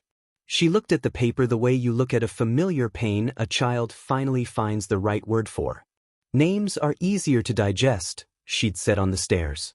Now she added the sentence she'd been saving, **deals** are harder. Pike stopped fidgeting. Whitcomb stopped pretending to reorganize a stack of sheet music. The room became court without a gavel. Isabella sat, folded one leg over the other like a woman about to speak in a room full of men who think words are weapons, and said, "You want the story the house has been trying to tell without permission. You will get it in the morning when you can stand to hear it. But there's one piece you have to have now, or the rest will sound like superstition." She reached into the pocket of her cardigan and took out a key Daniel hadn't seen before, small, brass, more domestic than the ironwork of the north door. She walked to a low cabinet beneath the mantel, a thing so plain it had been invisible, and fitted the key into a lock that probably no one born after radio had noticed. The cabinet opened on paper so tightly packed it looked like a hive. Envelopes, some cream, some brown, some cheap, some waxed, addressed in 1,000 hands to a single letter. "Letters," she said. "Not prophecies. Receipts. From 100 years of people who thought love would let them write exceptions into a house that hates exceptions. Some are mine. Some are lies people told me to keep me from understanding what they wanted. Some are apologies. And," she lifted a bundle tied with a ribbon faded to the color of old teeth, "some are the kind that make deals the way families used to when they were rich enough to believe the world owed them magic." She set the bundle down but did not untie it. "Tomorrow," she said, "you can read these. Tonight we sleep because we earned it and because nothing good has ever been decided at 2 a.m. in this house." Daniel looked at the clock and wanted to argue on principle. He lost to the obvious. He looked at Sloane's envelope, his name on the front, soaked and mean, and slid it deeper into his pocket. "What about this?" he asked. "Keep it," Isabella said. "Let it fail privately." Whitcomb gathered the mugs, the ledger, and the small wreckage of a night that had wanted to be worse. Pike did one last circuit of the corridor like a watchman who knows the ship is at least pretending to behave. Isabella walked Daniel to the door of his room and let her hand hover, not touching, over the hollow of his throat for the length of a heartbeat. It felt like mercy learning boundaries. "Tomorrow," she said again, and there was a different tone in it this time, not delay, not evasion, promise. Daniel shut his door, set the raven-sealed warning on the desk, and didn't bother with the lamp. He lay down in the dark and listened to the house remember to be a building. His last thought before sleep was ridiculous and exactly right. We fed it with paperwork and it choked. He dreamed of a music room full of instruments that tuned themselves to whoever opened the door, and of a ledger that wrote as you watched, and of a woman at a cliff rail telling the ocean it did not get to be the most dramatic thing in the marriage. He woke to fog. He woke to quiet. He woke to the feeling that the house had spent the night organizing its next move. On the floor, where he'd kicked his boots off, something pale, a single index card, slid under the door while he slept, the careful, unsentimental hand tidy as always. 09:00, the north room opens. Bring the ledger. Bring him, ***. It wasn't signed. He didn't need it to be. He dressed into the day like a man putting on the last clean shirt before the trial. In the corridor, the salt line lay unbroken. The raven letter stayed put. The iron door waited like a throat that intended to learn a new word. He knocked on Isabella's door. It opened on the first try. She stood ready, hair tied back like a fighter's, cardigan traded for a simple white blouse that made her look less like a painting and more like someone you could follow into something hard. "Ready?" she asked. "Not remotely," he said. "Let's go." At Ravenwood, 9 o'clock did not arrive. It revealed itself, like a verdict the house had always known. Daniel and Isabella met in the corridor with the ledger between them, the same green book that had turned nights into minutes and bodies into entries. Mr. Pike waited by the north end like a man guarding a pier in a storm. Mrs. Whitcomb held a brass key on a ribbon as if it were a sacrament you don't dare spill. The iron door looked less like a door now and more like a mouth that had learned manners. The salt line Pike had drawn the night before lay unbroken, a white seam stitching one sentence to another. Against the threshold sat the wax-sealed page Daniel had written, ***, we stay. We breathe. We remain ordinary, ***. The paper had been tugged inward 2 inches, an insult and an invitation. The raven on the seal had smudged as if the wax had dreamed of being blood and given up. "Bring the ledger. Bring him," the card under Daniel's door had said. He looked at Pike, at Whitcomb, then at himself. "I think him is me," he said. "Good," Whitcomb replied, not unkind. "Stories need witnesses with skin." Pike turned the bolt. The door didn't swing. It relented, shifting an inch at a time, iron sliding across old iron in a sound like a piano forgetting its own notes. Cold air moved through the seam, not winter cold, cellar cold, the kind that lives in stone and remembers hands. When the door finally admitted them, the room beyond did not lunge. It waited. The north room had been designed for sound. The walls were paneled in dark wood gone almost black, the ceiling a shallow dome that could carry a whisper across a century. A grand piano sat to the left, its lid closed like a secret. Against the far wall, a violoncello on its side, a row of violin cases, a harp whose strings hummed faintly the way teeth do when thunder is near. Shelves held boxes, shoebox plain, no labels, stacked with the precision of a habit turned into doctrine. On a central table, a blotter, a fountain pen, and an inkstand with its own small, polite gravity. The room had pressure, the way a chapel does when the air has learned prayer. The first sound was not sound at all but a weight in the throat, a request the body didn't remember making. Daniel put a hand to his sternum like a man promising an oath to his lungs. Isabella stepped in without asking permission. She had dressed like a decision, white blouse, the simplest skirt the house could not call theatrical. She went to the table and set the ledger down as if setting an old animal where it would not be tempted to bite. Pike stayed in the doorway, a statue with a flashlight he still refused to use. Whitcomb came in and stood to Isabella's right, a witness by profession. Daniel crossed to the piano because the piano was a lie he knew how to read. The lid lifted easily. The keys were ivory, yellowed and honest. He pressed one, middle C, and the room answered exactly, no drama, no ghost in the sound, just the plain tone of an instrument that had been tuned more often than some men had been forgiven. And yet the note didn't stop when he lifted his finger. It hung the fraction of a second too long, as if something else had a hand on it. "Read," Isabella said to Whitcomb, nodding toward the ribboned bundle she had pulled from the mantel cabinet the night before. Whitcomb untied with fingers that had buttoned babies and shrouds. The top document wasn't a letter, it was a contract, the paper thick as thrift, the ink the dark of legal sermons. Daniel read over her shoulder the way you read a problem you hope ends with an answer you can live inside. Articles of Covenant, 1901. Between the house called Ravenwood and the family Harrington. It didn't say deal and it didn't say soul because lawyers don't write those words. It said stewardship and consideration, and the sentence that strangled the century, asterisk, the house will preserve the image and the voice of the designated heir, initialed I, in exchange for seasonal attestations of affection, witnessed by the room devoted to music, to be entered into the ledger and secured by photographic plate when feasible. Daniel said, because sometimes cruelty is clarity with shoes on, they turned love into a retainer. Pike grunted. They turned documentation into a god. Beneath the printed lines were signatures. Not just Isabeau Harrington, elegant and practiced, but Caleb Pike, in a caretaker's careful hand. Daniel looked at Pike's face. The old man's jaw didn't move. He stared at that ancestor's name like a man trying to apologize to the future with his teeth clenched. There, Whitcomb said, tapping a clause with a manicured nail.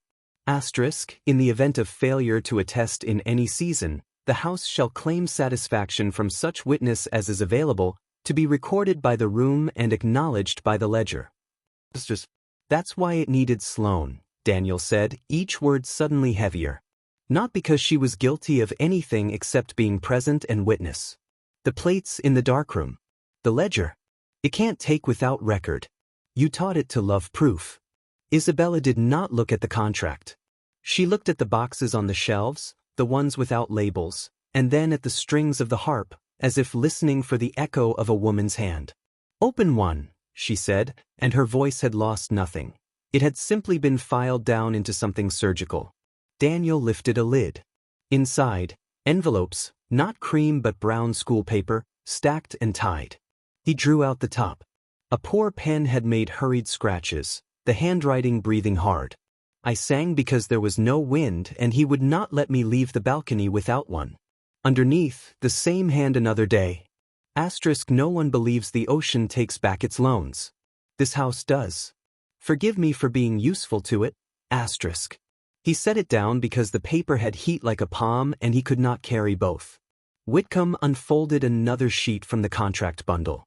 Addendum, 1927, she read, and the words knew how to keep their knives polished. Asterisk, with the advent of moving pictures and quick photographs, the house prefers plates where possible. Witnesses may suffice when plates are impracticable. Daniel felt the room rearrange around what prefers meant to a thing that had learned appetite. Then we starve it, he said. Not with hunger. With procedure. We counterdocument. He took the ledger and turned to the blank page at the end. The green paper waited like a field that hadn't seen fire yet. He wrote, printing with the same present tense plainness that had salvaged a night.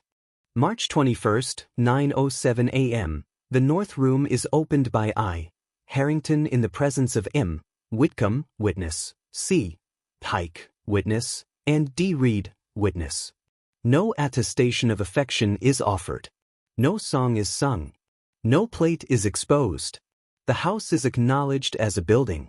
The family rescinds the covenant of 1901. He slid the book to Isabella. Sign as the designated heir, he said, and then sign as a person who refuses to be an initial. She signed Isabella Harrington on the line Tar had laid for her a century ago. Then, below, with a smaller hand that seemed to tremble until it didn't, she wrote, I am not a document. Whitcomb added her name. Pike did the same, his C and P as stubborn as he was. Daniel signed last with the smallness most reporters rightly feel in rooms where other people are the story. Notarize it, Whitcomb said, because habits die hard even when you are speaking to a room. We'll file a copy at the county. We'll file 10, Daniel said. We'll make idiot-proofing an art. The room did not shake. It did not throw lamps or dead languages.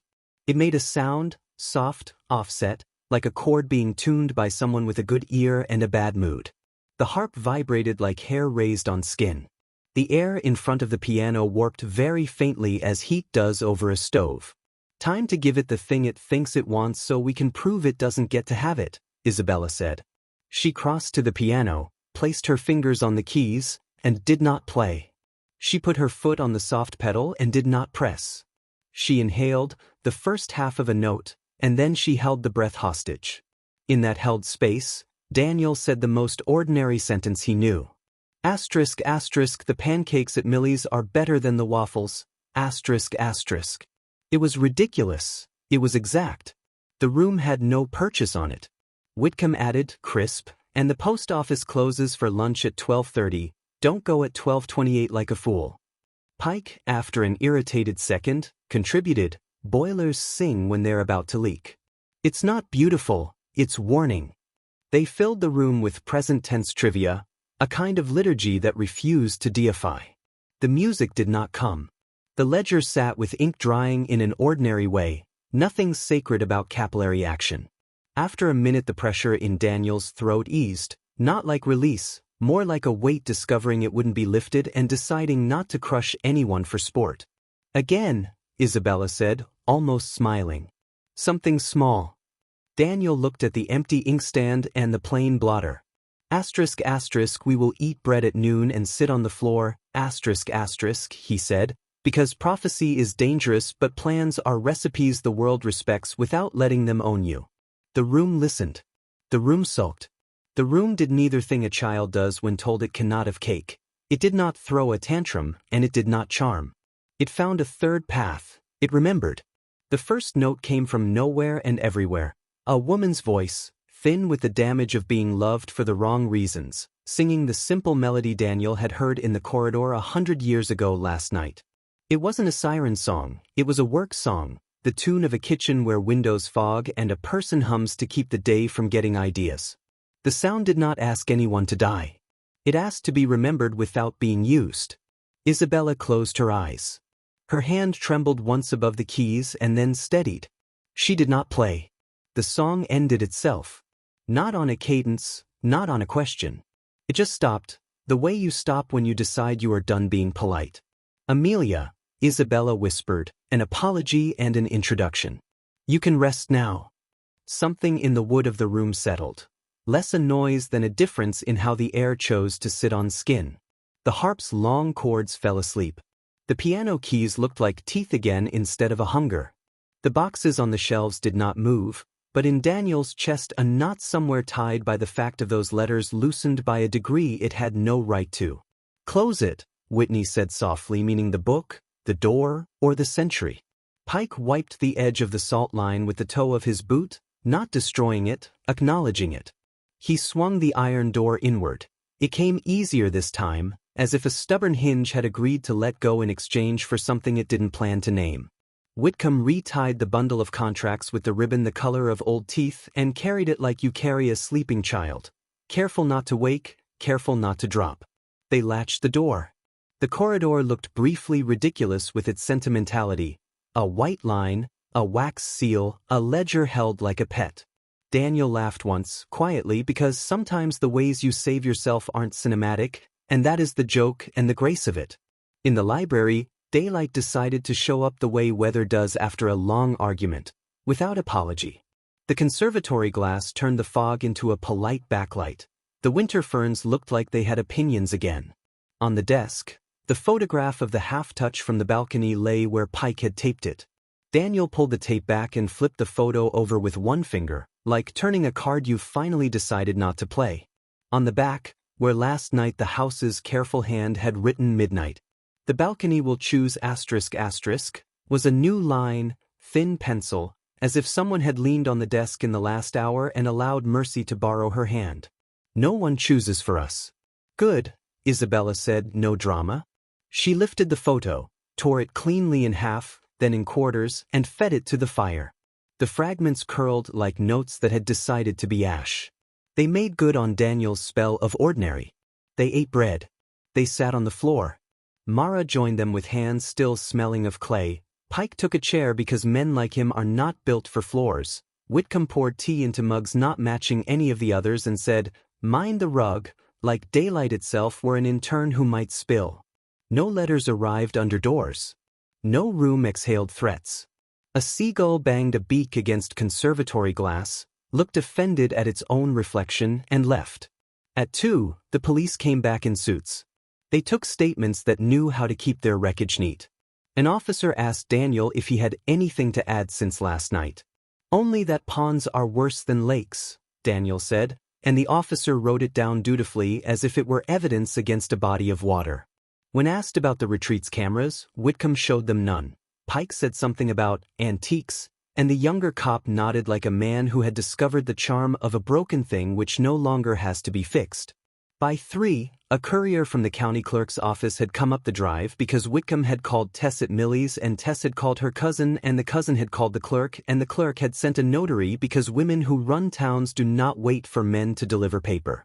They notarized the rescission of the covenant on the kitchen table, next to a jar of salt, a basket of bread, and a mug that said "World's okayest groundskeeper" that Pike swore he'd never seen. Whitcomb smiled into her tea. They filed copies. Daniel took one downstairs to the darkroom and slid it into the drawer where the photo paper had been. "Eat your greens," he said to the machine out loud, because pettiness and prayer sometimes share a vocabulary. He found the ledger a place in the library behind a dictionary big enough to be a doorstop and ordinary enough to be ignored by anything with a taste for theater. Toward evening, the weather did that Maine thing where the entire sky discovers the concept of blue again as if it invented it. The house let the light in reluctantly at first, like a person remembering how to smile without a mirror, then all at once, windows glancing, banisters shining in stripes. Isabella took Daniel to the widow's porch, that ridiculous pavilion in the beaches, and sat without asking a question that required a brave or stupid answer. "Will it stay broken?" he asked, because he had learned that hope is rude unless you admit it as a question. "Nothing stays anything," she said. "But a contract rescinded in public is harder to reanimate. The house has been busy for a century. It will have to learn to be idle." "And you," he said soft. "I am going to be a person," she replied, as if ordering a drink she remembered liking. "I will grow older where people can see me. I will let photographs misremember me. I will sleep with doors unlocked sometimes to practice trusting gravity." She hesitated, then smiled a very human, very foolish smile. "And I will touch your hand when I want to." He offered it. She took it. No wind rose, no floor shifted, the house did not object. It might even have approved, if houses are allowed to do that without being annoying. They walked down to the pond because you do not forgive a place by avoiding it. Pike had laid a rope across the path like a boundary without sermon. The willow looked less like a widow and more like a tree. Mara had left a small clay figure at the edge, 2 hands not touching, a space between them as deliberate as a note. Daniel put a bread heel on the stone and said nothing out loud. He didn't need to. Back inside, Isabella unlocked the mantel cabinet and took out a single bundle of letters with Amelia's hand. She and Daniel carried them to the town museum at dusk, when a volunteer who smelled of tissue paper and patience was still on duty. "For the special collection," Isabella said. "Open to the public." The volunteer beamed as if given a granddaughter. At Millie's, Tess poured them coffee and slid an envelope across the counter without ceremony. "If you died," she said to Daniel, "I was going to give this to Hank and tell him to be loud." He opened it. Inside, his prints, **Isabeau 1901 **1927, 1954, and the contact sheet with the figure at the hedge. He slid them back. "Hold anyway," he said. "Museums burn. Diners never do."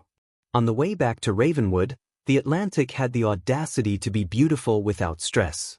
The manor on its headland still looked like a verdict, but closer up it looked also like a house. Floors that creak, windows that stick, a family of spiders who do not pay rent and are not evicted. At the library door, Isabella stopped him with the same hand she had stopped a room all morning. "There is a last thing," she said. "Always," he said, smiling. She led him to the desk where so many sentences had started and ended. On the blotter, plain as a grocery list, lay a cream envelope. No X. No Raven. No hand pretending not to be a person's. He looked at her. She shook her head. She hadn't put it there. He opened it because opening is a form of trust too. Inside, a photograph on cheap paper. Not the balcony. Not the pond. The 4 of them at the kitchen table. ***Isabella, Whitcomb, Pike, Daniel ***, eating bread and being a little ridiculous on purpose. The photo was slightly blurred in the way good accidents are, the kind of image that pretends to be about nothing and is actually about everything. On the back, penciled in a friendly, unthreatening hand. "Now it's yours." Daniel looked at the handwriting. It wasn't the careful, unsentimental script that had tormented them. It looked newer, looser, Mara's maybe, or Tess's cousin, or some staff kid with a decent eye. It didn't matter. The point was not who wrote it. The point was what stopped writing itself the moment they refused to let the house edit them. Isabella tucked the photograph into a book on the shelf without making a speech. That was the other new thing Ravenwood would have to learn. Silence that isn't a trap. Night came easy. They did not check their doors twice. They did not wait for knocks. When the wind tapped the glass, it sounded like weather again, not plot. Daniel slept like someone who had earned it, and in his dream the north room stood open and bored, an old stage nobody rented anymore, dust motes learning how to be beautiful without an audience. In the morning he packed slowly. He had interviews to write and bills that wanted to be paid and a story that would run with a headline he would fight to keep quiet. He took one last walk down the hall to the iron door and rested his palm on it in an old, human gesture that has meant goodbye and thank you since we discovered doors. The metal was the temperature of the house learning to be alive today. Nothing hummed. Nothing sang. He laughed once, softly, at his own superstition and took his hand away. On the drive out, Gray Harbor looked like a place where laundry dries, where men argue about boats and women decide whether to let them win. Hank lifted his coffee at Daniel's car without smiling. It meant everything. Tess leaned over the counter to ask, "You done?" And when he said, "For now," she nodded like a person who knows one story ending is another story's permission. On the headland, Ravenwood watched him go with the patience of an institution that has finally decided being a house is work enough. He imagined the music room in daylight with a chair drawn to the piano for no reason at all. Imagined Whitcomb labeling boxes for a museum exhibit with the word letters typed cleanly. Imagined Pike fixing a hinge and not calling it a metaphor. He imagined Isabella stepping out onto the balcony and not being obliged to become anyone's tragedy. At the edge of the property, a last envelope sat on the low stone wall, weighted with a small smooth rock. He pulled over because there's no universe in which he had learned how not to. The paper inside was blank. He laughed, the kind of laugh that makes people in other cars glance over and approve without knowing why. He put the blank page back and left it for weather. The Atlantic would figure out what to do with it. So would the house. So would he. He drove south, radio off, window cracked just enough for salt. He thought of the sentence he had written in the ledger and decided to say it out loud one more time for the benefit of whatever gods like present tense. "We remain ordinary." The road agreed by not answering, and the day went on becoming itself without anyone's permission.